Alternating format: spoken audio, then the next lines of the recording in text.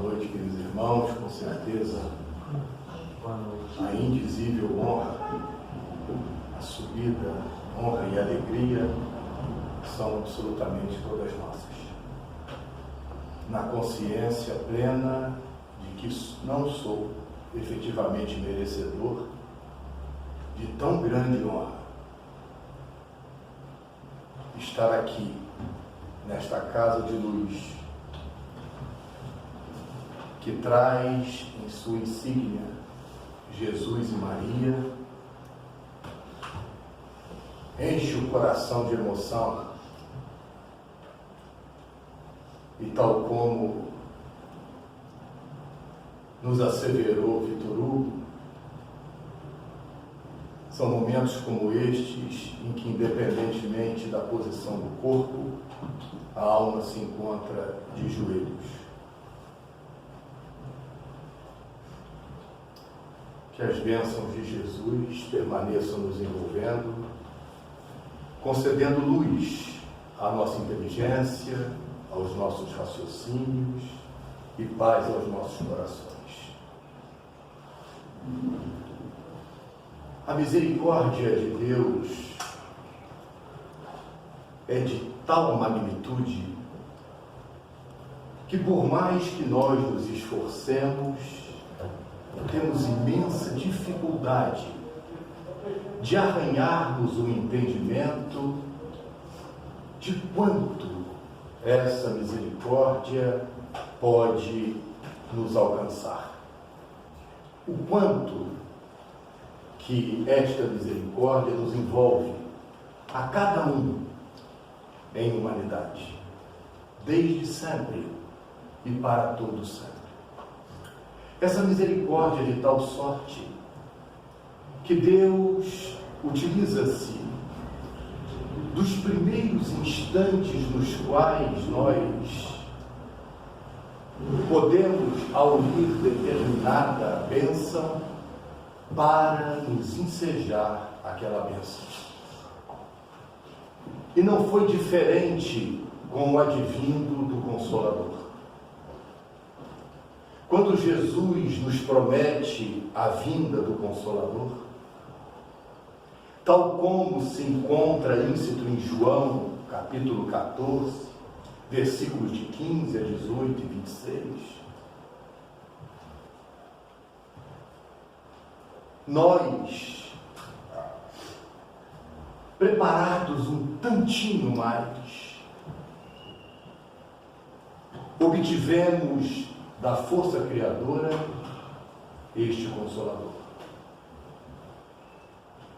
E ele nos veio pelas mãos de um Espírito habrá de preparado, em uma série de encarnações sucessivas, e preparado na espiritualidade, assumindo a responsabilidade de fazer com que esta bênção, este Consolador se materializasse entre nós. Esse Espírito que depois se tornara conhecido, notabilizara-se pelo pseudônimo Allan Kardec. Foi justamente a partir de seu nascimento, no dia 3 de outubro de 1804, tal como muitos de nós já conhecemos, que ele, mergulhado na indumentária carnal, iniciava uma trajetória missionária para que nós um dia pudéssemos ter nas mãos a iluminar-nos a consciência e a balsamizar-nos o coração a doutrina espírita, o Consolador prometido por Jesus. Nasce na cidade de Lyon, na França, e estuda dos 4 aos 10 anos de idade em Lyon. Aos 10 aninhos de idade, filho de uma família estruturada, pessoas letradas, muitos dedicados à magistratura, ao conhecimento das leis, pessoas cultas, é levado para a Suíça no Instituto Yverton, dirigido pelo insigne educador, pedagogo Johann Heinrich Pestalozzi, como também é do conhecimento de muitos. Estuda dos 10 aos 20 anos de idade, tendo sido um aluno diferenciado, e notabilizara-se no Instituto por sua capacidade de aprender muito além do que era observado nos alunos mais brilhantes, de tal forma que aos 20 anos, ele, ao sair do Instituto, já era mestre em Química, Matemática, Física, Anatomia comparada, Retórica, Francês, além de uma série de outras matérias que ele também dominava. Já poliglota, falando 8 idiomas, o espanhol, o inglês, o francês, o holandês, o alemão.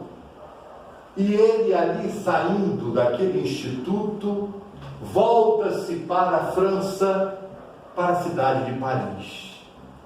Vejamos que, a par de reencarnações sucessivas preparatórias, esta encarnação particular o preparara de maneira singular para a missão que estava por vir. Quando já maduro, aos 50 anos de idade, depois de ter se tornado professor, pedagogo, reconhecido pelas obras que escreveu e a revolução que propiciou no ensino francês da gramática, da aritmética, depois de ter fundado o Instituto Rivaio, de ter passado as vicissitudes que os grandes homens sempre passam. Então, se vocês estão passando por vicissitudes, estão bem acompanhados. Depois dele ter que desfazer-se do Instituto, com esta idade, em 1854, toma ciência das mesas girantes. Toma ciência de um fenômeno que tomava conta dos salões de entretenimento da Europa, da França, lá em Paris. As famílias mais abastadas se reuniam para brincar com as mesas que giravam e respondiam perguntas. Quando ele soube que essas mesas respondiam perguntas, ele não aceita de pronto e perquire de si para consigo mesmo que era necessário mostrar-lhe que as mesas possuíam nervos e cérebro, para que ele então entendesse as respostas lógicas que estas mesas davam. E desce à sonda da investigação, sem preconceitos, com o seu espírito nobre, com a sua inteligência aguçada, com o seu caráter diamantino, ele identifica que por detrás daqueles fenômenos das mesas girantes, algo muito maior se encontrava.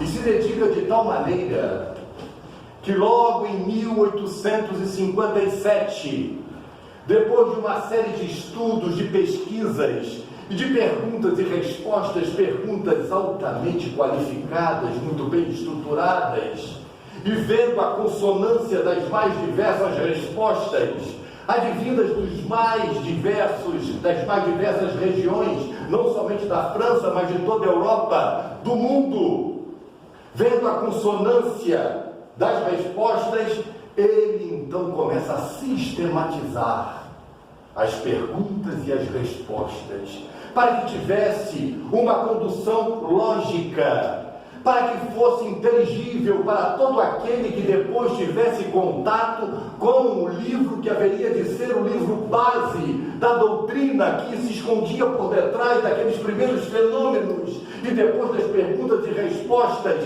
sobre os mais diversos assuntos, sobre filosofia, sobre ciência, sobre a constituição do planeta, a criação do universo, sobre a fenomenologia que existia e não era entendida, vencendo o materialismo, o ceticismo, através de uma obra básica que foi trazida a lume em 17 de abril de 1857, o Livro dos Espíritos, com 501 perguntas, 501 respostas diretas, mais as indiretas.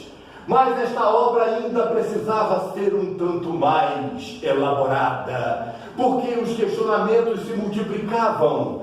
E este homem extremamente culto, espírito nobre e completamente preparado, ele identifica que naquele período de 1857 até 1861, em 18 de março, quando a segunda edição foi tirada do prelo, ele identificou uma série de questões e, através de um corpúsculo, de um livro intitulado Que é o Espiritismo, editado um pouco antes, e da Revista Espírita, que ele também fundara, para que fosse de fato o veículo para a troca de ideias, não somente na França, não somente em Paris, mas em toda a Europa e também no mundo, porque vinham de outros países comentários.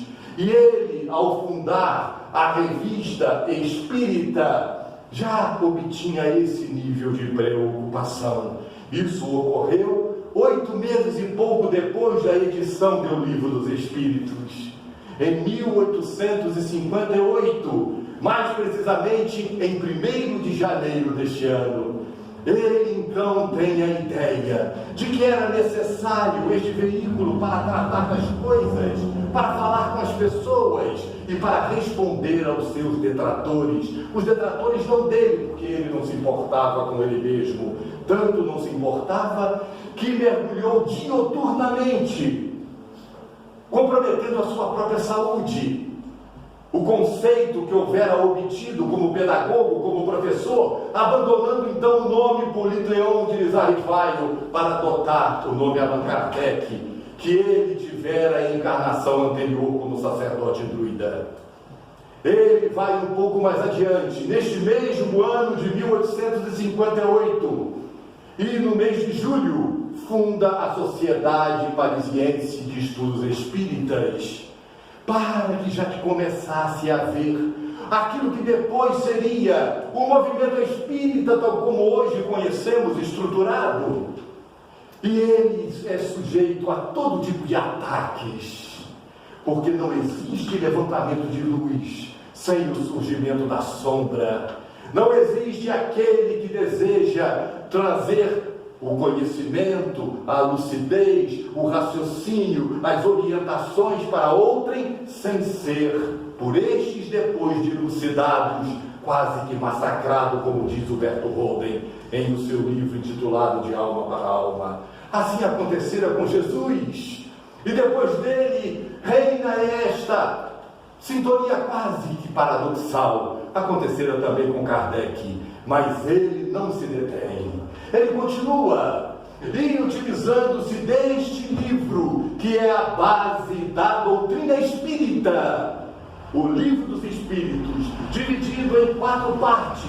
Ele se utiliza destas partes e observa a necessidade de ampliar o conhecimento de cada uma delas. Na primeira parte, das causas primárias. Na segunda parte, do mundo espírita, ou o mundo dos espíritos. E ele, utilizando-se desta segunda parte do mundo espírita, o mundo dos espíritos, ele edita em 1861 o Livro dos Médiuns, o verdadeiro compêndio de ensino para todos nós, para que nós soubéssemos a realidade da espiritualidade, a comunicabilidade com os espíritos, os fenômenos da obsessão. E neste livro magistral, ele define os tipos de obsessão de tal maneira que nenhuma outra doutrina ou escola teve oportunidade de até hoje se igualar, dando a nós o entendimento daquilo que é efetivamente colocado no Livro dos Espíritos como a influência dioturna dos Espíritos em nossas vidas, mas as influências desequilibradas a partir das nossas escolhas mal direcionadas no caminho do bem e da ética, há o estabelecimento do que chamamos então de obsessão a partir do conhecimento, do que foi chamado na codificação espírita. À época, uma verdadeira epidemia. Hoje, não epidemia, a pandemia obsessiva que toma conta do planeta. Esta pandemia que trabalha na obsessão do sexo desvairado, da drogatização, da violência invadindo os aparelhos televisivos no nosso lar, no nosso relacionamento, no destroçamento das relações sociais, familiares. A violência e este tipo de situação, estudada pelo insigne codificador da doutrina, Allan Kardec, se encontra no Livro dos Médiuns com uma clareza absoluta para cada um de nós. Ah, que pena quanto Kardec é desconhecido da esmagadora maioria dos espíritas. Mas ele não se detém. E ele vai na parte terceira da mesma base da doutrina espírita, que é o Livro dos Espíritos.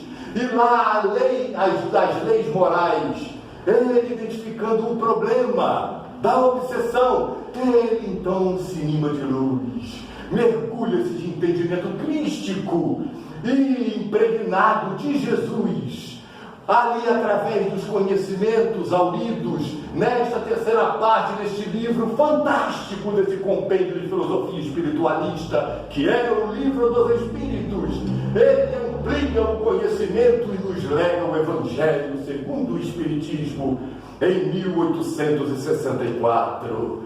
Vai nas máximas de Jesus, aquelas mais prováveis de terem sido ditas por ele, porque as tradições eram orais e se tornaram escritas décadas depois da crucificação do Mestre, mas o cerne moral, da moral do Cristo, encontrava-se ali impregnado, e ele amplia o conhecimento e nos traz as máximas de Jesus, para que fosse o antídoto da pandemia obsessiva, oriunda das nossas características de orgulho, de egoísmo, tal como é declarado em O Livro dos Espíritos como a maior mazela da humanidade, a maior mazela de cada um de nós, o nosso orgulho, o nosso egoísmo, o nosso egocentrismo, a facilidade que temos de fazer escolhas equivocadas.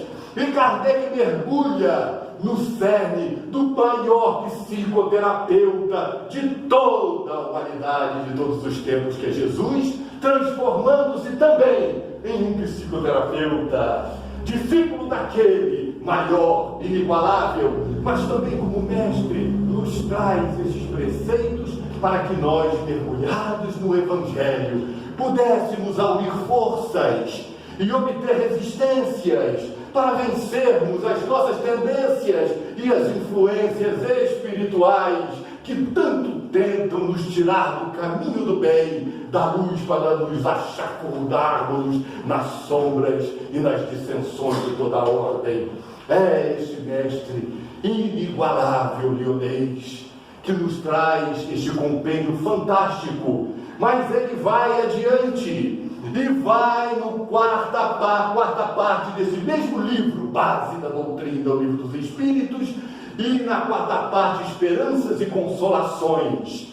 Ele, em 1865, nos lega o livro O Céu e o Inferno, para que nós tivéssemos noção do estudo comparado entre os preceitos espíritas do que seria o céu, o purgatório, o inferno, a realidade do espírito enquanto o corpo estava morrendo e depois da chamada morte, a comunicação, a realidade espiritual de cada um de nós, aquela que nos aguarda. E ele, neste livro, faz estudos comparados. Ele traz uma série de textos, uma série de relatos, que também se encontram íncitos na Revista Espírita, que foi editada desde 1858, em janeiro, até março de 1869.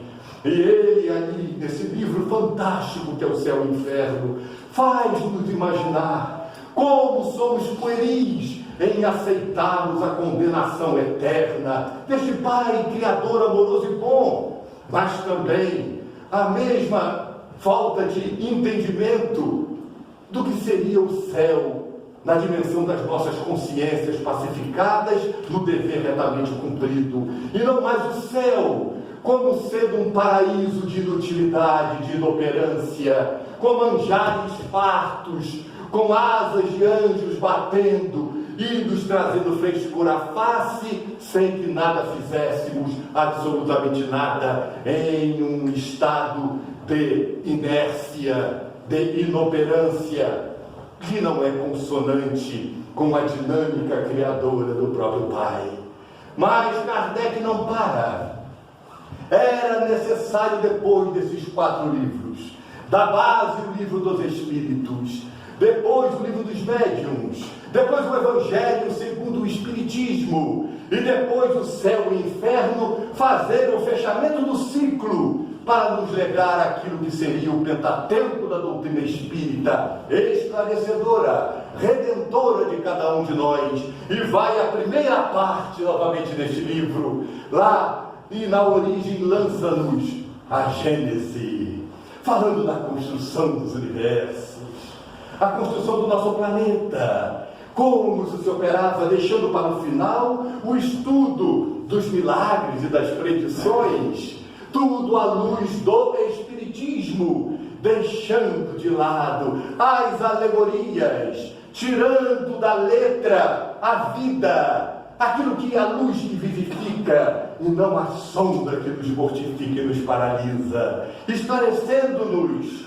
É este mestre fantástico, este mestre Leonês Espírito, irmão, tão preparado e tão esquecido por muitos de nós, tão pouco visitado, mas ele tendo fundado a Sociedade Parisiense de Estudos Espíritas, em 1858, 2 anos depois, em setembro de 1860, ele identifica a necessidade da ampliação dos núcleos de estudos e vai novamente para Lyon, a sua terra natal, e vai para os arredores, para a periferia, na região de Brotteaux, onde estava surgindo o primeiro centro espírita, o primeiro núcleo depois de Paris.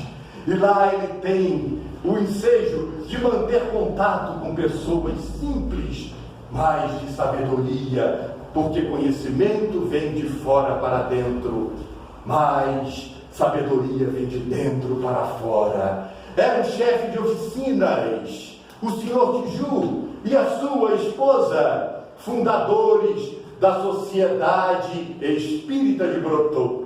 E ele então tem ensejo de, neste dia, no mês de setembro, na sua terra natal, depois de um jantar frugal, ter possibilidade de levantar-se e falar da importância da casa espírita. Ele fala da necessidade de nos reunirmos, e esta reunião se faz através de aulas afins, que têm mais ou menos as mesmas pendências, as mesmas características, em regra geral, e aquela casa seria, na verdade, o protótipo do que haveria de ser as demais casas espíritas, que haveriam de pulular por todo o mundo, tal como vagarosamente, e não tão vagarosamente assim, vêm sendo constituídas nos mais diversos países, nas mais diversas cidades, e ensejada por esta obra magnífica que constituiu o edifício da doutrina espírita já codificada. Mas uma doutrina que em absoluto se fez fechada, terminada, muito pelo contrário, é uma doutrina da evolução, a partir do próprio mestre Leonês, capaz de dizer que se em algum ponto a ciência demonstrar que a doutrina encontra-se equivocada, que deveríamos abandonar naquele ponto que diz a doutrina e seguir a ciência, ressalva feita que isto até hoje, com todo o desenvolvimento da ciência e da tecnologia, sequer aconteceu uma única vez. Ao contrário, as conquistas da ciência, e agora a nanopesquisa, que seja a nanotecnologia e uma série de outros ramos da ciência, só vem comprovar aquilo que está nos preceitos da doutrina espírita e no bojo de sua codificação. Em 1865, 5 anos depois, tivemos a oportunidade de ter no Brasil a primeira casa espírita, o Grupo Familiar Espírita, que fora fundado na cidade de Salvador, na Bahia. E não poderia ser, pensemos nós, em outro estado. Justamente a Bahia, onde o Brasil surgiu, onde foi descoberto, onde os fenícios, travestidos pelo processo da reencarnação como portugueses, vieram, comandados pelo irmão Cabral, para das terras baianas descobrirem aquilo que eles achavam que era uma ilha, enquanto na verdade era um país-continente da forma de um coração, porque estaria destinado a ser o coração do mundo e a pátria do Evangelho. E lá funda-se este primeiro centro espírita, fundado por um jornalista chamado Luiz Olímpio Teles de Menezes. Este homem corajoso enfrenta a ortodoxia, enfrenta as correntes contrárias e, em contato direto com a Sociedade Parisiense de Estudos Espíritas, funda este centro, que haveria de ser nas terras brasileiras também a primeira célula a ser depois multiplicada e depois espalhada por todo o organismo do país, do Cruzeiro, do Brasil, para que daqui saísse e fosse efetivamente para o mundo. Brasil, sim, coração do mundo. Brasil, sim, pátria do Evangelho. E pátria do Evangelho porque nós não conhecemos nenhum outro país. Nenhum outro país do mundo, por mais religioso, por mais tecnológico, por mais adiantado que seja, que tenha um povo tão fraterno quanto é o povo brasileiro. E aí não é ufanismo nas relações entre as diferenças. Qual outro país que existe um número tão grande de casas espíritas? Ou nós não compreendemos o espiritismo como sendo definitivamente o cristianismo redivivo? E por ser o cristianismo redivivo, essas casas de luz, como esta casa de Maria e de Jesus, elas se multiplicam e elas perfazem uma rede de energia protetora em todo o país. E vem as ondas alargadas da maldade, da corrupção, mas vem também estas redes protetoras, fazendo com que isto venha a lume, e o Brasil, aos poucos, vai adotando outras condutas, outros caminhos, independente de quaisquer situações, porque somente através da lucidez somos capazes nós de construir, de fato, o que o Brasil tem como destinação. Mas qual é o outro país onde nós encontramos uma sociedade médica espírita tão bem organizada em todos os estados? Qual outro país nós encontramos a sociedade dos professores, dos pedagogos espíritas, tal como encontramos no Brasil organizado as associações, mas também dos magistrados espíritas, dos delegados de polícia espíritas, de vereadores espíritas, de prefeitos espíritas, associações, porque o espiritismo vai mergulhar em todos os ramos de atividade humana, para que nós sejamos efetivamente o exemplo para o mundo. Qual outro país existe, tal como no Brasil, a cruzada dos militares espíritas, militares do Exército, da Marinha, da Aeronáutica, que se reúnem para falar do guerreiro sem espadas, sem lança, do guerreiro que tem como arma o amor e a paz? Qual outro país, por mais potência belicosa que tenha, tem este general tal como tem o Brasil? E não é ufanismo, porque aqui também é o coração do mundo. E o coração é o órgão que pulsa para o restante do organismo o sangue oxigenado. E nós oxigenamos este sangue através de casas como esta. rigorosamente assim. Joana de Ângeles, através de Divaldo Franco, deu determinada orientação para que caminhos novos fossem adotados pela Casa Espírita, lá caminhos da redenção, a Casa Espírita que funciona dentro da Mansão do Caminho, lá em Pau da Lima, na Bahia, e ela sugeriu 3 passos, 3 verbos, 3 ações. Era espiritizar a Casa Espírita, qualificar para humanizar.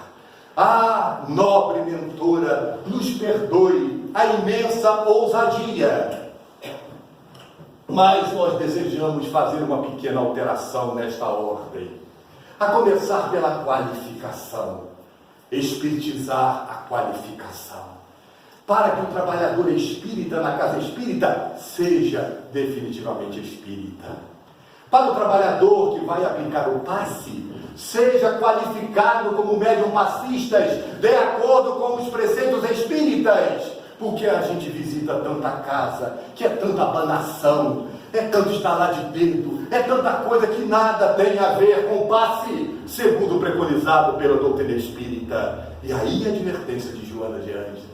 É na Casa Espírita onde se tem um ensejo da experiência, da experimentação através da reunião mediúnica, onde o acesso com os espíritos infelizes e os nobres espíritos se faz de maneira sistematizada. Vamos espiritizar também a qualificação dos médiums, porque não faltam aqueles que chegam na Casa Espírita dizendo: sou médium de berço, tenho que trabalhar, alguém falou isso para mim, mas nunca estudou. Não conhece as obras básicas, sequer leu o livro dos espíritos, não conhece o livro dos médiuns, então vai ser cego guiando outro cego. Isso não pode acontecer na Casa Espírita. Como diz Divaldo, chegamos na Casa Espírita e começamos a ver a fotografia de Bezerra, e daqui a pouco está lá, como diz Raul, uma florzinha, uma luzinha. Vamos santificar, nada contra aqueles que desejam isso, mas não são espíritas, vão para onde se sintam bem, rigorosamente assim. Então vamos qualificar, espiritizando a criatura, para o atendimento fraterno, que perdoa-nos, porque somos às vezes um tanto prepotentes. Desde o primeiro momento, esta nomenclatura não me agradou. E falo para todos os companheiros, desejando que isso chegue à Federação Espírita Brasileira, e creio que de uma certa forma já está também chegando por outros vieses. Não é atendimento, porque atendimento tem algo, uma conotação médica ou de resultado, é acolhimento fraterno. E para acolher fraternalmente os irmãos que adentram o umbral da Casa Espírita, os pórticos, é necessário um mínimo de qualificação, de preparação. Não basta só a boa vontade, é necessário também espiritizar esta qualificação, para depois nós espiritizarmos a humanização da Casa Espírita. É necessário humanizarmos na Casa Espírita. Criaturas que trabalham, que são companheiros da mesma reunião, que não sabem a data de aniversário um do outro, que não sabem quando o outro tem uma necessidade, e se este outro passa a faltar, é incapaz de pegar o telefone e perguntar: fulano, o que está acontecendo com você? Por que você não está aqui? Não está então humanizada, espiritualmente falando, a Casa Espírita. E não somos nós quem falamos. Se vocês querem brigar, briguem com Joana de Ângeles e com Divaldo Pereira Franco. E sem endeusá-lo, reconheçamos o Paulo de Tarso dos tempos modernos, o grande divulgador do cristianismo redivivo, Divaldo Pereira Franco. E Joana chama-nos a atenção para espiritizar a Casa Espírita. E nós não podemos ter temor de não aceitarmos certas situações. Visitamos uma casa aqui em Petrópolis, onde o presidente, o dirigente, ao final da reunião, fala a seguinte máxima, porque falávamos de Jesus: eu desejo viver para ver Jesus como centro da doutrina espírita. Pelo amor de Deus, isso não sabe nada de doutrina espírita, nunca estudou, porque Jesus foi, é e sempre será a base fundamental da doutrina. E eu tive que interpelá-lo e dizer: meu irmão, eu também desejo ter vida e saúde, para ver Jesus efetivamente como centro do movimento espírita, porque o movimento somos nós, com as nossas falhas, com as nossas faltas, com as nossas deficiências. deficiências, e nós então alternamos situações, mas não confundamos a doutrina com o movimento. E ele no final dá a máxima, pega um volume e diz assim: queria te presentear com o Livro dos Espíritos que nós reescrevemos. Eu falei, com licença, um abraço, nunca mais botei o pé lá, porque não tem sentido algo dessa natureza. É necessário, não tem dimensão do que é Kardec, não tem dimensão do que é o Livro dos Espíritos. Ele fazendo uma obra de comentários pessoais, vai lá, mas isso já é demais.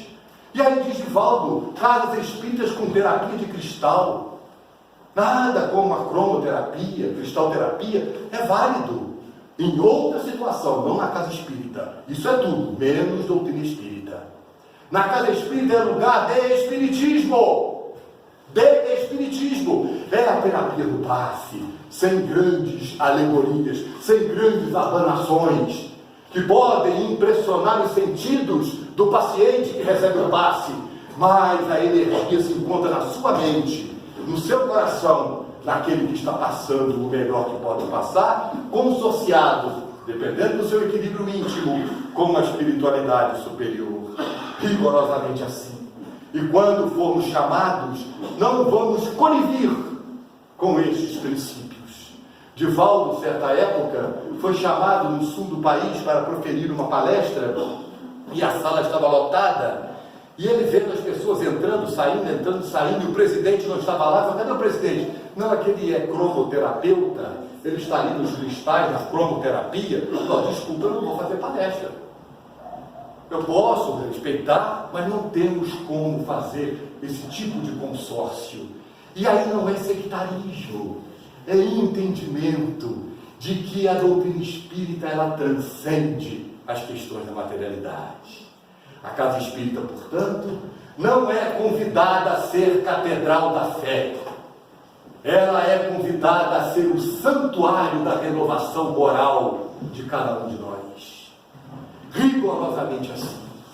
É nesta casa de bênçãos onde nós temos a oportunidade de receber os bálsamos que nos vêm da espiritualidade superior. É nesta casa de bênçãos que temos acesso ao conhecimento para a transformação moral. Espíritas amai-vos e espíritas instruí-vos. É nesta casa de bênçãos que nós temos a oportunidade de entender por que uma casa, aqui, Jesus e Maria, de dimensões não tão alargadas, é capaz de expandir energia de amor para atingir os 4 quadrantes do planeta, de forma material e espiritual. Aí nós entendemos por que nesta casa de luz, nas reuniões mediúnicas, manifestam-se espíritos que acabaram de morrer e do outro lado do mundo, ou pelo menos achavam que estavam morrendo, no suicídio que campeia. A cada 45 segundos um irmão nosso é levado pelo autocídio. É a doutrina espírita que esclarece a continuidade da vida. É a doutrina espírita que fala da realidade de forma irretorquível, para tal ponto que os seus detratores não conseguem derrubá-la. É, portanto, necessário, sim, como diz Joana, espiritizar-nos para que nós comecemos, de fato, um outro nível de adiantamento. Para nós precisamos, sim, precisamos transformar a casa espírita em igreja. Mais igreja no sentido etimológico da palavra, que advém do grego, composta por 2 radicais, eclésias, que significa para fora, eclésia, que significa chamados. Somos chamados para a igreja, somos chamados para esse sentido, para fora, para sairmos desta casa, preparados de tal maneira e impregnados com este conhecimento e com esta vivência de fraternidade e caridade, que vamos impregnar a nossa família, o nosso ambiente de trabalho, a condução que nos leva, as pessoas com quem convivemos, a começar pela própria casa espírita. Então, rigorosamente o termo eclésias, em grego, que foi adotado pela tradução do hebraico, do aramaico, para a Bíblia em grego, o termo foi usado neste, traduzido para nós como igreja nesse sentido. Então, nesse sentido, nós poderemos fazer algo diferente. E aí entra o coração do mundo. Nós não ficaremos em Petrópolis para sempre. Queira Deus, tudo façamos para conquistarmos um pouquinho de evolução e permanecermos aqui neste orbe. Mas, se por misericórdia divina e um pouquinho de nosso esforço, nós permanecermos aqui, nós vamos ser pulsados do coração do mundo para o restante do organismo. Vamos nós para a Europa cansada, onde estão recebendo de volta aqueles que tripudiaram, que roubaram, que violentaram nas cruzadas sob o símbolo do Cristo, detonando, por assim dizer, as culturas de outros países, culturas milenares, através da espada, da lança e da crueldade. Hoje os magotes retornam a desafiarem a sociedade estabelecida, como a dizer, nesse processo de alternância reencarnatória, agora é nossa vez. Somos nós convidados a reencarnar na faixa de Gaza, ora como judeus, depois como muçulmanos árabes, para que nós também demonstremos para a inteligência suprema que aquilo que nós estamos aqui vivenciando e falando, nós temos condição realmente de viver, de vivenciar. Então aproveitemos, minhas irmãs e meus irmãos, a oportunidade divina que Jesus nos concede para nós trabalharmos e lidarmos com tantos samaritanos, tal como em Lucas, no capítulo 15, de O Evangelho segundo o Espiritismo. Fora da caridade não há salvação. E descreve-se ali a parábola do bom samaritano, que todos nós conhecemos. O homem que descia de Jerusalém para Jericó e caiu na mão de ladrões, de bandidos, que o despojaram de tudo, o espancaram e o deixaram semi-morto. E ele, à beira da estrada, na sarjeta ficara. Passou o sacerdote, o viu e nada fez. Depois passa o levita, o doutor da lei, e também nada faz. Mais adiante passa o samaritano, que desce de seu cavalo, deita óleo e vinho nas feridas daquele homem desconhecido, coloca-o sobre o seu animal, leva-o à hospedaria, paga 2 denários, uma quantia significativa à época, para o hospedeiro, dizendo que precisava seguir viagem, mas que voltaria. E se aquela quantia não fosse suficiente e outras despesas existissem, que ele pagaria o que fosse necessário. Jesus conta essa parábola respondendo a um homem que, querendo se fazer de bonzinho, instigava o mestre: quem é o meu próximo? E Jesus conta a parábola e encerra dizendo: qual foi o próximo daquele homem necessitado? E aquele hipócrita não teve outra condição que não fosse dizer: aquele que teve misericórdia para com ele. Ide e fazei o mesmo, rigorosamente assim. Eu lhes digo, meus irmãos, que muitas vezes, até cerca de uma década e meia atrás, eu, quando contava a parábola do bom samaritano, eu às vezes me sentia o sacerdote, que tem 2 segundos de evangelho, de conhecimento doutrinário. Outras vezes o doutor da lei, que conhece as leis, a cidadania, os deveres enquanto cidadão.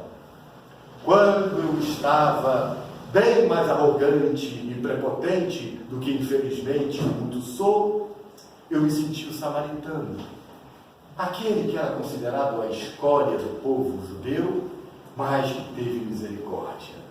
Mas lhes confesso, minhas irmãs e meus irmãos, que até esse tempo que me referi, eu nunca havia me sentido caído à beira da estrada. aquele que necessita de mãos samaritanas. Essas mãos samaritanas que nos recebem da espiritualidade, dos amigos, da família. E Deus, em sua misericórdia, distribui estas mãos samaritanas pelos 4 cantos do mundo.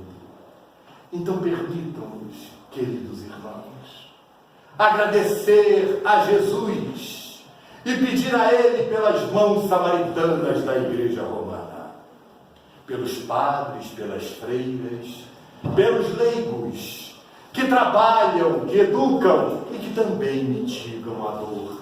Em teu nome, Senhor, por eles quero te rogar. Mas também, Senhor, permita-me te pedir pelos irmãos evangélicos, notadamente aqueles de terno roto, de sapatos simples ou às vezes descalços, as mulheres de vestidos longos e simples nas suas interpretações e conduções, que visitam as palafitas, os miseráveis dos presídios, as favelas, que vão onde outras religiões muitas vezes não ousam estar.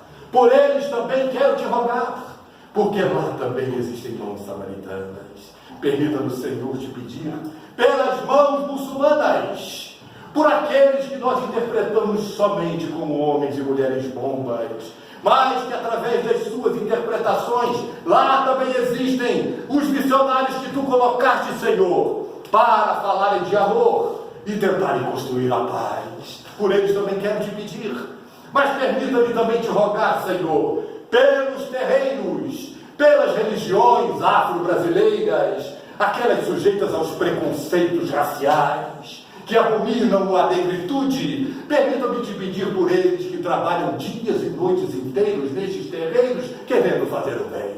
Por eles também quero te rogar. Mas permita-me, Senhor, também te pedir pelos judeus, aqueles que te negam, mas que sem reconhecerem já se entregaram aos braços teus, porque também trabalham pela paz, anonimamente, na caridade, no amor, sem que nós saibamos, porque tu não abandonas ninguém, Senhor, e na alternância da reencarnação, tu coloca em forma de oração divina, em cada religião, aqueles capazes, Senhor, de construir o teu reino de amor e de paz.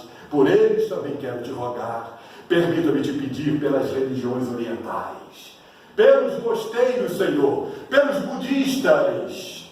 Eu desejo pedir-te, Senhor, por eles, pelos Hare Krishnas.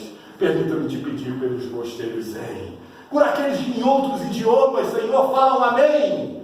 Mas, Jesus, permita-me ao te rogar e te pedir pelas mãos samaritanas das mais diversas religiões do mundo inteiro, te pedir pelo Espiritismo, que rompeu com o sectarismo e que faz da religião verdadeira a caridade e o amor. Tal como é declarado no capítulo 17 de O Evangelho, o homem de bem que não faz distinção de crenças, de raças, porque em todos vê seus irmãos, e que nós possamos, como espíritas, dar as mãos, e no sentido da igreja grega, do para fora sermos chamados, possamos distribuir o exemplo do Evangelho que carreguemos dentro do nosso coração, tal como diz Francisco de Assis. Talvez tu sejas o único Evangelho que teu irmão vai ler. Que nós então possamos nisso crer e exercitar no Senhor o amor. Mas permita-me, por fim, Jesus, querido, incomparável amigo incondicional de todas as horas, te rogar por esta casa abençoada de luz, por essa casa de Maria, de Jesus, tua casa, Senhor. Quando esses trabalhadores se reúnem, desde 20 de janeiro de 1932, e o tempo passe 88 anos de caridade, de abnegação, de trabalho anônimo, sobretudo daqueles invisíveis, Senhor, que nós não vemos, mas que limparam aqui o ambiente. E nós chegamos no banheiro, está asseado, a água está posta, tudo está limpo, a casa localizada na simplicidade que és tua, Senhor. Permita-nos então incrustar em nossa mente, em nosso coração, que os templos suntuosos de pedra, todos passarão, sem exceção. Mas aquilo que vem de tua manjedoura é luz imorredora. Então por esta casa, que também é de Maria, que é de mãe, também quero te rogar, Jesus, pelos médiuns, pelos dirigentes, pelos passistas, pelos psicografia, de psicofonia, pelos de caridade, de campanha do quilo, mas também pelos que limpam, pelos que lavam o banheiro, a cozinha, o solo, as cadeiras que nos assentam de forma confortável, mas sobretudo pelos corações, por esse coração amável de cada trabalhador que aqui nos reúne, Senhor, no teu amor. E nós agradecemos a Allan Kardec pela codificação espírita, pelos espíritos benfeitores, pelos mentores, por esta obra redentora e reconstrutora de cada um de nós, por Maria Santíssima, tua mãe, nossa mãe espiritual, e por ti, Jesus,